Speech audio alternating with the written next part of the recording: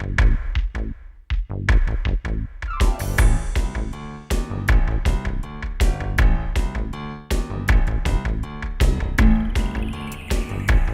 everyone, welcome to Community Corner.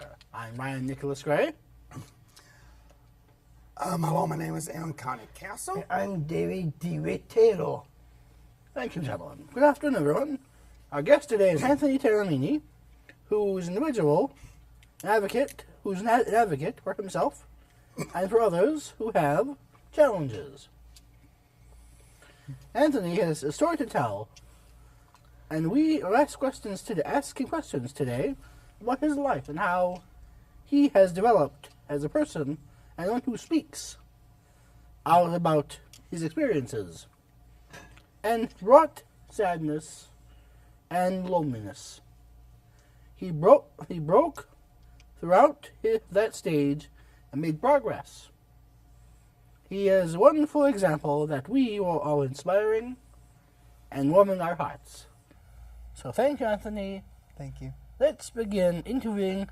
Let's be our guest today. Let's begin interviewing our guest right now. Tell us about your family when you were young. Well, when my family was young, or I always had a great family. I've always had a great family support along with. I've had my mother Susan, my father Paul. They've always been there for me when I was younger. When I was younger, I always was. I always screamed. I was always constantly screaming, and I couldn't figure anything out. But I've always had that great support system in my family. My mom and my dad never stopped believing in myself and Sam, and who is my brother. And and so then they did everything they could to help me, and they did a phenomenal job. And I'm very, very proud of both of them. And if it wasn't for both of them, I don't think I'd be the person that I am today. Tell us about your years in school. Well, right now I'm currently going to school at Oakland University. I am right now, this is my 5.5 year. I'm hoping to graduate in December with a bachelor's degree in history. I went to Lake Orion I went to elementary school in Pine Tree Elementary in Lake Orion. Then I went to Scripps Middle School. Then I went to Lake Orion High School for 4 years. And then I went to Oakland, and I'm still at Oakland trying to get my bachelor's degree in history, which I plan to graduate in December. Please tell us about your hobbies and interests growing up. Well, they tend to vary. I've always liked sports. I've always liked weather. At one point, I would call myself the king of weather. I actually would I would predict the weather. I would like every city you knew. I would every city that was down on a list. I would mention them all. I would like, for example, Atlanta, Boston, Chicago, Cleveland, Dallas, Denver, Detroit, Houston. I mean, I would get them all, and impressively, they were right. I have over the years, I've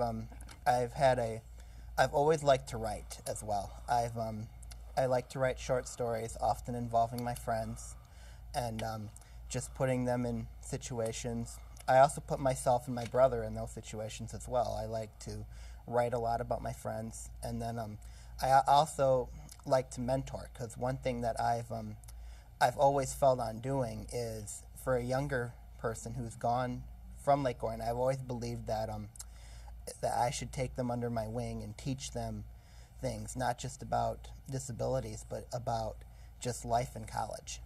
And I think that's something that I take great pride in doing. Thank you. Thank you, David. Thank you, Aaron. Anthony, where do you live now? Right now, I live in Lake Orion with my mom and my brother. I've always lived there my whole life, and it truly is that feeling of home. It has that true feeling of home, just wanting to, because I've never had another place other than the house that I live off of, and I'm very, very proud of Lake Orion. I'm very proud of my of where I live. Thank you, Aaron.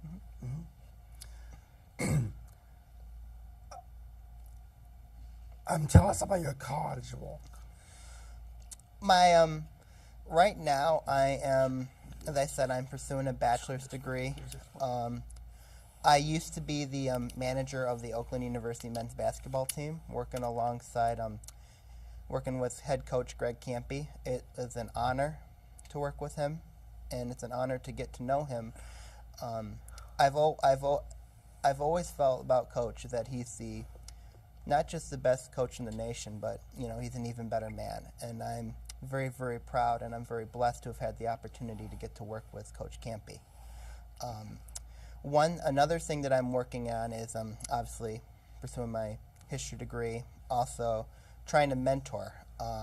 Right now I'm mentoring three kids, and I take really great pride in doing that. And I think that in my views, I think there's other views as well, but I take really great pride in mentoring them and helping out whenever I can. Have you had paying jobs? If so, please tell us about them. Well, I've had a couple of them. I had this thing. I got paid a little bit in basketball, but as far as like having a 9-to-5 job, I've not really had those types of jobs yet. But I always go with never say never. But so far, I haven't had the 9-to-5 experience of a job. But I mean, I've gotten paid a couple times when I would volunteer at certain things, such as camps or other certain events. Wow. Anthony, now, what work experiences in the school district have you had? And please explain. When I was at Lake Orion, I started coaching. I started getting into the coaching. I coached middle school track when I graduated, or a couple of years after I graduated. I started coaching for Walden Middle School. It's a middle school in Lake Orion. I'm right now with working the shot put program there. I'm really proud of the working with the kids.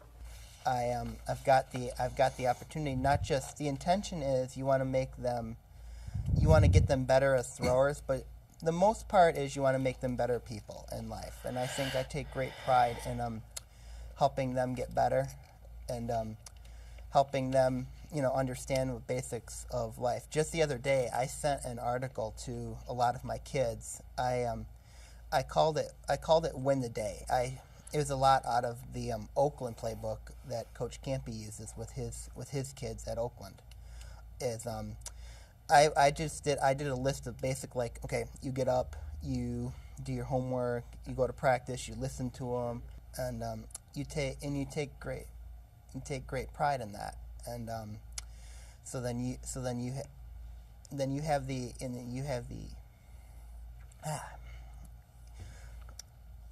you take pride in writing those things, and as long as your message gets out to the kids, that makes you happy. That makes you extremely happy, encourageable, and it tells you that they're listening to you and following what your principles are. Do you have specific individuals that help you, and how? When I first went to school, I did have special ed.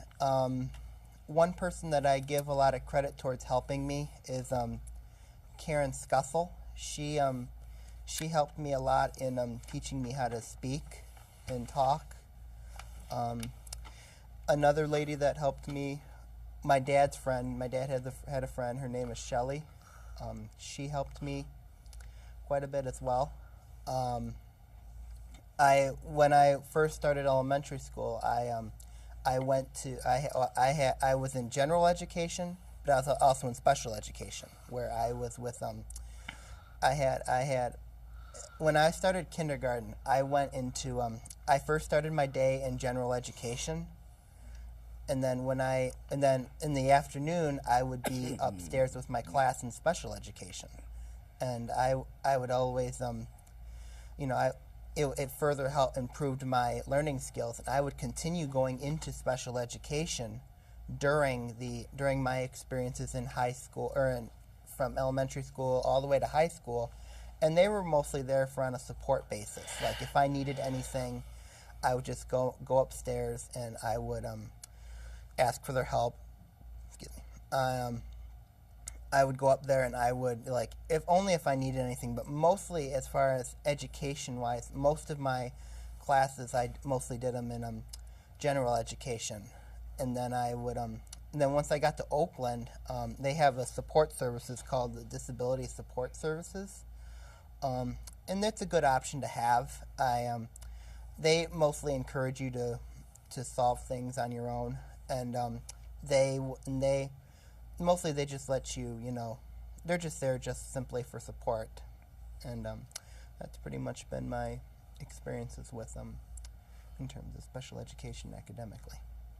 Please tell us what these team jobs did for your feelings.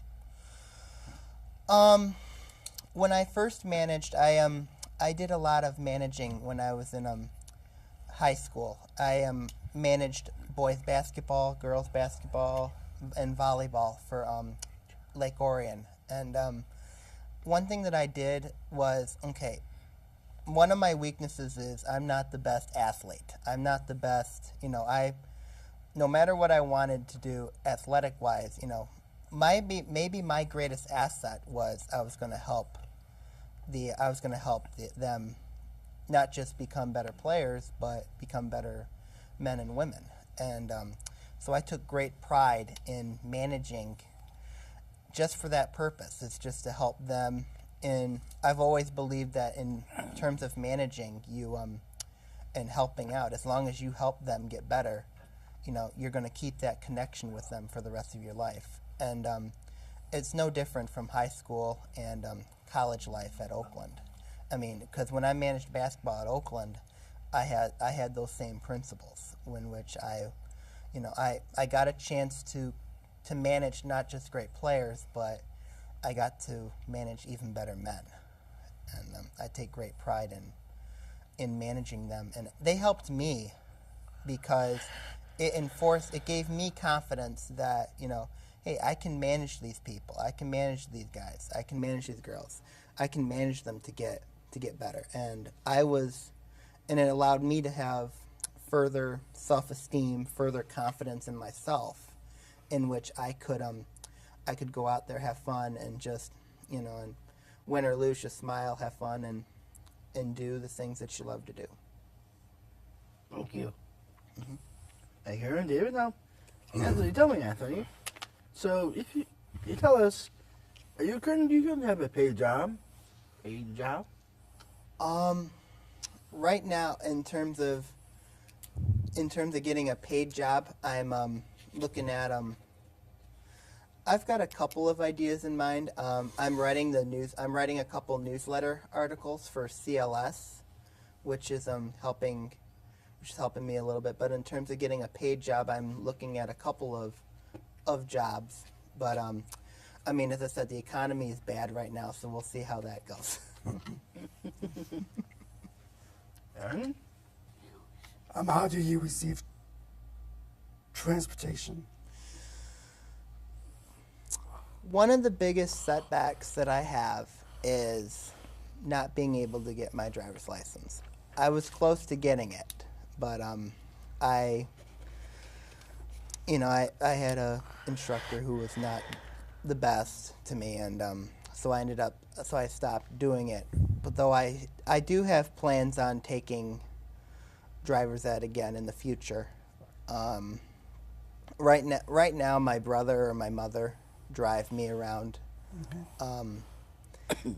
Drive me around places. It's they help me.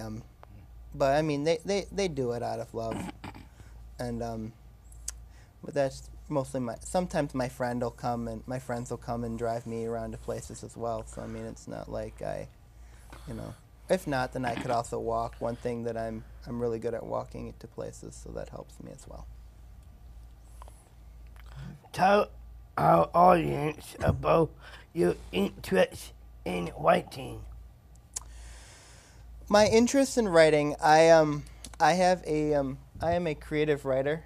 One thing that I take great pride in is when I talk to my friends, they always tell me that I have a very creative mind.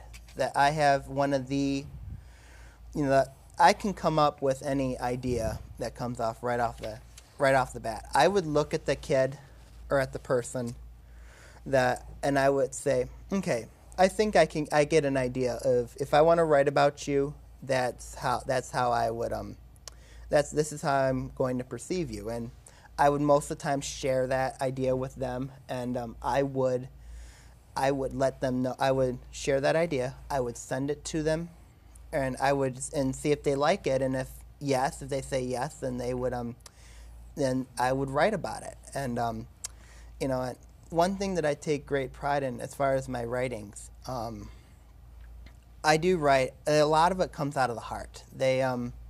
I wrote about Asperger's syndrome. I wrote about my life with Asperger's. I wrote about my life being bullied, or when I was bullied back in 2002. Mm-hmm. I wrote about.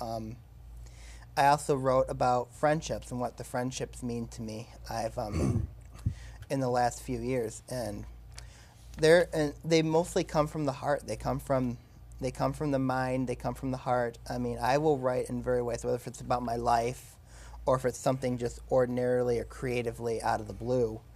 I will write about it. I think it's a good way to if you're feeling a little bit down, I would write about it. But sometimes you got to be careful when you write about it, because the minute you publish it, it can backfire on you, and you don't want that to happen. Mm-hmm. So, I mean, you just got to be respectful in what you write and be aware of what you write. Right. Mm-hmm. Thank you, man. David? Anthony, have you joined an agency? Please tell us about that, please. Well, I've joined CLS in writing those the newsletters. I'm participating in a self-determination program. I know that a lot of people have have their own reasons of going in for self-determination. Okay. I want to become a better mentor, and that's the reason why I wanted to do self-determination, was because I wanted to become a better mentor, but also to teach people about autism and Asperger's syndrome and about any other form of disability. And I take great pride. But as far as agencies, the only ones I know is the CLS and then the self-determination group. Yeah. Wow. Aaron? Mm-hmm. How do you use your agency membership? I would write the newsletter, or I would write some newsletter articles. I would send I would just mostly write news articles, and I would just send them on email. I would say that in terms of using my membership. I've been dying to ask this question. How do you set your daily and weekly schedule? Ooh, good question. I would set it up like I would have an idea in place of what I have to do. I don't exactly have like a paper on down unless I have a really big thing that's happening. I will write it down then. Like, okay, if I have an academic situation going on, I will write down what things I need to do there.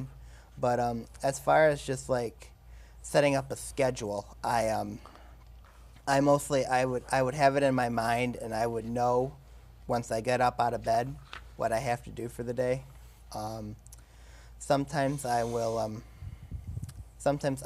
like put it off to the last minute, which procrastination, you don't want that to happen.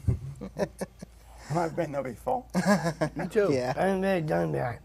I would say but I'd say as far as setting up my schedule, I pretty much know what I have to do as far as like handling it. But then I also have my constant reminders. My mom and my brother, also my dad will remind me. Also my friends, they'll remind me about things that I have to do as well. But mostly I tend to remember it pretty well.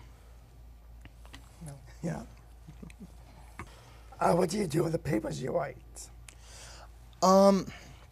I will typically keep them on the computer that I have. I'll save them to, I'll sometimes put them on a disk and save them. Sometimes if I don't like them, I'll just put them in the recycle bin and just move on from there. Okay. I mostly just save them on the computer and keep them there. And then if I wanna read them, I will. I'll read them. Yeah, that's a good idea. Mm-hmm. Are you involved in volunteering in your community now? Yes, I am. I am on every Friday for Lake Orion football. Lately, I've been involved in helping out with helping my brother and helping set up the equipment for Lake Orion football games. And I take really good pride in doing that because of I'm giving back to the community that I love. And then for Lake Orion, for many sports, I'll do the scoreboard, I'll do the clock, I'll do the I just want to give back to the community that I love. So I'll find ways to work with the community and just to give back. But right now I'm working with the equipment for football games. My brother has there are some times if my brother's busy, really busy with something, I will fill in his shoes for him. So I've been known to announce games as well in the past personally, and I take really great pride in doing that. That's Anthony, very interesting. What advice would you give all for our listeners who might have the same interests and desires to be of service to others? What advice would you give them? Well, one thing I will say is never give up. I think the minute you give up, you lose everything that you work hard for. And one thing I would encourage people to do is share your stories. Don't be afraid to share don't be afraid to share your story about if you have a disability or not. You guys will have no idea of how much you will get when how much love and support you'll get when you tell your story. In 2002, when I found out I had autism, I had a decision to make. I didn't know what I was going to do. Was I going to let it hurt me and affect me, or was I going to tell it and was I going to tell my story and encourage kids to learn about it? And I did that. And I think I'm more respected for doing that today. And I just never give up. That's what I would ask. That's a good thing. Mm-hmm. It's a good thing. Of course, it's a good thing. Yes, it is. Mm-hmm. Aaron? Tell us about your helping team members. I help in a variety of ways. I've been known to be an encourager, a motivator. I like to help them. I like to help my teammates get better. I like to help them. Just there for emotionally for them. Just being the. I always believe that you always need someone there to support you, no matter where you go, and I've always been there for the players, and I will continue to be there for them whether they've graduated or not. They're not only my friends, but I feel like they're family to me as well. David, would you please close for me? Please close, please. Would you please close for me? One more question to ask. All right. Before I close. Anthony, is there anything else you would like to share with us before Yes. I close? Right now, I'm looking at my future. I'm wanting to open my my own company on broadcasting with my brother and a friend of mine. We like to do a sports show.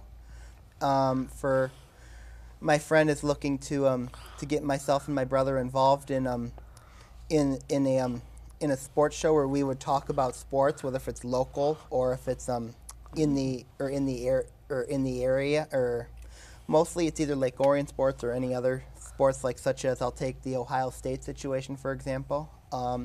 We would like to interview celebrities as well, such as Mario Impemba or Greg Campy, someone I've got a great relationship with. I'd like to wrap up my show with Our show. it. Thanks so much for being our guest today, Daphne. Hearing your life story, finding out how your outlook on life changed, and how you help others change their attitudes and behaviors is an inspiration story and sets a wonderful role model for others like me, Ryan Aaron. All people deserve respect like us three, and kindness, and your example is heartwarming to us. It has been wonderful visiting with you today. Best of luck as you move forward. Thank you for having me. Welcome. Thank you for having me. I'm DeWitt Taylor, and my two friends are.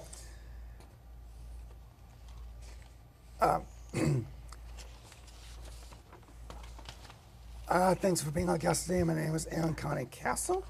And I'm riding this way. Bye-bye. Das Bedanya. See you in Halloween.